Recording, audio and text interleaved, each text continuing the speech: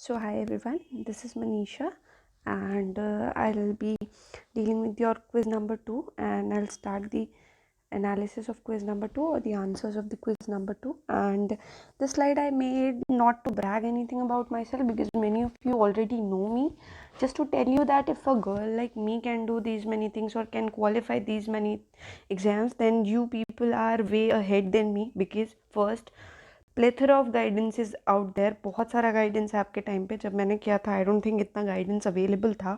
Plus choices available हैं either to get distracted और by using the social media in a good manner कि आप अपने exams के लिए ज़्यादा फोकस हो पाएँ। ठीक है, तो ये सारे जो भी एंट्रेंस एग्ज़ाम्स हैं या फिर इंटरव्यूज़ हैं, I do not take them on my head first because my tagline and me is described by best is yet to come for you, for me as well. Okay, so what I do is I take quiz both on Telegram as well as Instagram. So for Telegram it's 5 p.m. and for Instagram it is 5:15 p.m. So a gap of 15 minutes between the two. But yes, recently I've started taking quizzes from 2 units parallelly because my motto is to uh, deal with the syllabus as fast as I can so that you can get to revise first. Anyways, you're revising with me because I'm taking the quiz, not lectures. So I will start this analysis of quiz too. Whichever language you're in comfortable with, I'll use bilingual actually. Okay, so let's start. My first question of from yesterday's or day before yesterday's quiz was mutations can be caused by, my options being eating raw vegetables, insertion of transposons, C coming in contact with COVID virus, or D all of the above. See if you would have answered, आपने बोला होता कि coming in contact with COVID virus, तो मैं बहुत हद तक accept कर लेती क्योंकि Covid virus is not completely explored yet, right. अगर आप फिर भी आंसर करते तो मैं सोचती थी कि बच्चों के दिमाग में अभी ये है कि may be this implication of Covid can come in future, कि हाँ ठीक है, हो सकता है इससे ऑनको वायरस या ऑनको वायरल प्रॉपर्टीज़ हों। बट व्हाट वाज फनी कि आप लोगों ने ईटिंग रॉ वेजिटेबल्स किया। ईटिंग रॉ वेजिटेबल्स का अभी तक की मुझे रीज़न समझ नहीं आया कि आपने क्यों किया। आई डिड इट बिकॉज मैं सब्जी काट रही थी साथ में। I don't know, I made the option just like that कि हाँ, जब भी कोई बच्चा देखेगा कि म्यूटेशन किससे कॉज करते हैं या किससे इंड्यूस करते हैं, तो for a life science student I think पहला आंसर विल बी ट्रांसपोजॉन्स। इसके अलावा क्या हो सकता है? आप लोगों ने अपनी बुक्स में पढ़ा होगा, इनफैक्ट आपने पाथफाइंडर में ही एक वर्ड पढ़ा होगा, polar mutation. Transposons polar mutations cause करते हैं। So the answer was insertion of transposons. Moving further, doesn't matter अगर आपने ए आंसर किया है, बट बच्चे ऐसे आंसर्स मोस्टली नहीं होते हैं, they are just to confuse you. ठीक है, आपको सबसे पहले मोस्ट प्रोबेबल आंसर देखना है, जो आपको लग रहा है कि हाँ ये तो आंसर ही है। उसके अलावा आप किसी को क्यों देखोगे? देखिए, साइंटिफिकली सोचें तो कुछ भी आंसर हो सकता है, राइट। साइंस में येस नो के बीच में भी बहुत प्रोबेबिलिटी होती है, बट यहाँ पे आपको दिख रहा था कि इंसर्शन ऑफ ट्रांसपोजॉन्स है, तो आपको उसे टिक करना चाहिए था। ऑलराइट, मूविंग फर्दर, मैंने थोड़ा सा इसको इलाबोरेट करने की कोशिश की है। I am less of a writing person, but still थोड़ा बहुत। From the point of view of CSIR, आपको पोलर म्यूटेशंस पूछी जाती हैं इन CSIR। ओके, सो पोलर म्यूटेशंस जनरली होती क्या हैं? जब कभी भी आपके ट्रांसपोजेबल एलिमेंट्स जो हैं, मान लीजिए आपका एक जीन है, यहाँ कोई ट्रांसपोजेबल एलिमेंट प्रेजेंट था, इधर से आपके जीन में किसी इस पोजीशन पे, ठीक है, ये ट्रांसपोजेबल एलिमेंट को एंटर करवा दिया गया। अब ये क्या करेंगे, कैसे ये ब्लॉक कर देते हैं आगे के डाउनस्ट्रीम जीन्स का एक्सप्रेशन? देखिए, वो तो आपके लिए बहुत ऑब्वियस है कि STS कर देंगे, स्टॉप ट्रांसफर सिग्नल ला देंगे, या फिर किसी भी तरीके से जीन को ट्रंकेट कर देंगे, इन्फॉर्मेशन नहीं पास होने देंगे। तो इसके लिए इनके पास क्या होता है, ट्रांसक्रिप्शन या ट्रांसलेशनल टर्मिनेशन सिग्नल्स प्रेजेंट होते हैं। ओके, तो वो क्या करते हैं, they block the expression of genes downstream the insertion site. अब कुछ भी सडन चेंज, अभी तक तो उस जीन में कोई भी चेंज नहीं था, sudden change will be called mutation. तो यहाँ पे सडनली क्या हो गया, ब्लॉक हो गया उसका एक्सप्रेशन। तो अब इसको क्या बोलेंगे, पोलर म्यूटेशन। मतलब अपनी जगह से एक पोल से दूसरे पोल के सारे जीन्स की एक्सप्रेशन को ब्लॉक कर देगा।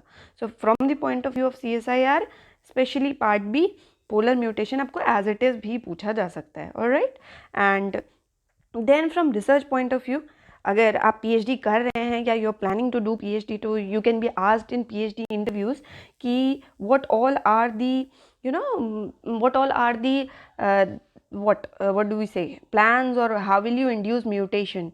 Okay, you can say by site-directed mutagenesis first, by CRISPR-Cas second, but the third one can be transposable by using transposable elements, that is transposon mutagenesis. Okay, what do we do here is you will have a bacterial plasmid.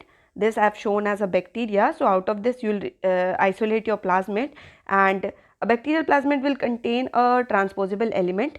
Then extraction of transposable element, and this transposable element you will transfer to a host chromosome. अब ये transposable element में ऐसा क्या होगा, कौन सी चीज़ essential है पापा, हर चीज़ basic से निकली हुई है, right. Make your basics very strong कि आपको कोई कभी फंसा ना सके. ट्रांसपोजेबल एलिमेंट में ट्रांसपोजेज होगा, वो ट्रांसपोजेज एंजाइम होस्ट क्रोमोसोम में उसका सिंथेसिस कराएगा, उसको ट्रांसपोज होने में हेल्प करेगा, उसको मूव होने में हेल्प करेगा. ऑलराइट, तो रिसर्च पॉइंट ऑफ व्यू से ये इंपॉर्टेंट है. अब आता है कि कौन सा रिसर्च पेपर मैंने देखा है. इसके लिए आप लोगों ने पढ़ा होगा क्रीलॉक्स-पी सिस्टम. आप क्रीलॉक्स-पी सिस्टम पढ़ते हैं ना, किसके लिए आप कहते हैं डिलीशन हो जाएगा, या आपके जीन का इन्वर्जन हो जाएगा, या ट्रांसपोजिशन हो जाएगी, आपके जीन की ट्रांसलोकेशन हो जाएगी. तो ये क्रीलॉक्स-पी सिस्टम हम यहीं पे यूज़ करते हैं. ठीक है, ये दोनों लॉक्स-पी साइट्स हैं और ये आपका डीएस एलिमेंट है. ACDS एलिमेंट होते हैं ना, डिसोशिएशन एलिमेंट.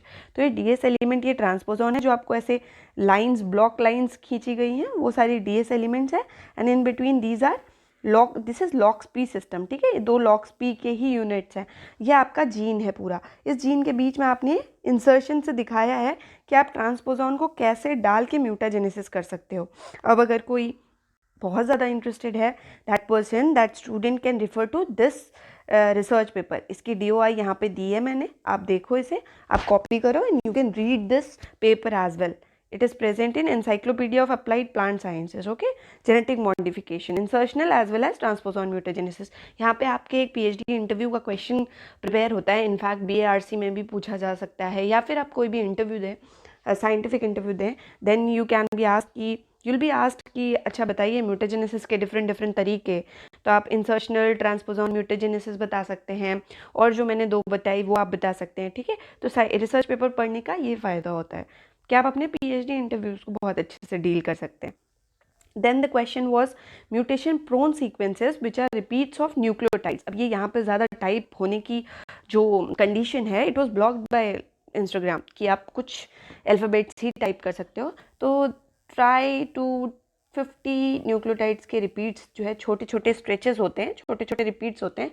ऑप्शंस बस यहाँ पे अगर आपको डायरेक्ट आंसर नहीं पता था, विच आई थिंक पहला तो पता होगा, अदरवाइज अगर नहीं पता था तो आप एलिमिनेशन मेथड लगाते. देखिए, रेस्ट्रिक्शन सीक्वेंसेस कभी नहीं हो सकते, they are never prone to mutation. पहला, अगर वो प्रोन होते, प्रोन वर्ड ही, देखिए किसी को, बच्चे को घर में बोला जाता है ना, this person is prone to diseases, इसका इम्यून वीक है, तो मतलब वो फ्रीक्वेंटली बीमार पड़ता है. तो अगर रेस्ट्रिक्शन सीक्वेंसेस ही फ्रीक्वेंटली म्यूटेट होने लगे तो आप अपना एंजाइम डाल के उन्हें कट कैसे करोगे? आपकी VNTRs का क्या फ़ायदा होगा? फिर आपकी फिंगरप्रिंटिंग का क्या फ़ायदा होगा? तो रेस्ट्रिक्शन सीक्वेंसेस तो आंसर नहीं हो सकता. फिर प्रमोटर तो एक सीक्वेंस है ना जो पर्टिकुलरली एक तरीके के एलिमेंट के बाइंड करने के लिए बने हुए हैं. ये दोनों तो सीक्वेंसेस हैं. अगर यही इतने इंपॉर्टेंट और वाइटल एलिमेंट्स आपके सेल में म्यूटेट होने लगे फ्रीक्वेंटली, तो हमारा जो है सर्वाइवल रिस्क पे आ जाएगा, राइट. तो हम सर्वाइव ही नहीं कर पाएंगे. तो ये दोनों भी बिल्कुल नहीं हो सकते थे, ये हो ही नहीं सकता. तो आपका आंसर विल बी माइक्रोसैटेलाइट्स. ये है एलिमिनेशन मेथड का. ओके, थोड़ा सा इसको डिफाइन करते हैं. तो जो आपके माइक्रोसैटेलाइट्स है ना, जब आप उसके बारे में थोड़ा भी सर्च करेंगे, you will get to know कि they are prone to mutation. आपको एज इट इज़ लाइन मिल जाएगी, बहुत ज़्यादा ढूंढने की ज़रूरत नहीं है. अब 1 लाख टाइम्स, 100 से 1 लाख टाइम ज़्यादा गुना इनमें प्रोबेबिलिटी होती है. 100 to 1 lakh times they are more prone to mutations in the as compare to the coding regions. Coding regions में अगर म्यूटेशन हो रही है, उससे बहुत ज़्यादा, लाख गुना ज़्यादा प्रोबेबिलिटी है कि आपके माइक्रोसैटेलाइट्स में म्यूटेशन होगी. What is the mechanism by which mutation takes place? This is replication slippage. अच्छा, irony is replication slippage is the phenomena which is responsible for origin as well as evolution of microsatellites. आप कहीं ये लिख लें कि replication slippage जो होता है, जहाँ पे आपको मल्टीपल रिपीट्स मिलते हैं किसी सीक्वेंस के, तो आपका पॉलीमरेज क्या सोचता है, when the strands are displaced slippage mechanism, या ऐसे ही इसको कुछ और भी कहा जाता है सेम नेम से. तो आपका पॉलीमरेज क्या सोचता है कि अगर यहाँ पे CAG, CAG रिपीट्स हैं, तो ये तो सब सेम ही लग रहा है, तो मैं यहाँ से क्यों जाऊँ. व्हाट इट डज इट, ये यहाँ से ना इधर पे डायरेक्ट जंप कर जाता है. तो जैसे आपकी कुछ डिजीज़ेज़ होगी, न्यूरो डिजेनरेटिव डिजीज़ेज़, जैसे हंटिंगटन डिजीज़ होती है, ये सब रेप्लिकेशन स्लिपेज से होती हैं, ठीक है। और आप हमेशा याद रखिएगा कि replication slippage gives rise to repetitive elements, ठीक है। ये आपका पार्ट बी का क्वेश्चन हो सकता है। रेपिटेटिव एलिमेंट्स को बर्थ देने वाला phenomena will be replication slippage. देखिए मैं हल्का सा इग्नाइट कर सकती हूँ आपको, आपके उसके आगे का थोड़ा सा आप पढ़ के रख लीजिए, आप एक कॉपी बनाइए, start writing these questions because I am very serious. हम सिर्फ वही डील करेंगे जो ऑथेंटिक है या एग्जाम में आ सकता है, या फिर बहुत बेसिक जिसकी आपको बहुत रिक्वायरमेंट है, जिससे रिलेटेड एनालिटिकल क्वेश्चन आगे फ्रेम हो सकते हैं, मैं सिर्फ वही डील करूंगी। तो आप एक कॉपी बनाइए, रिलीजियसली इसको फॉलो करिए एंड राइट डाउन कि अच्छा okay so this is the thing, what are the reasons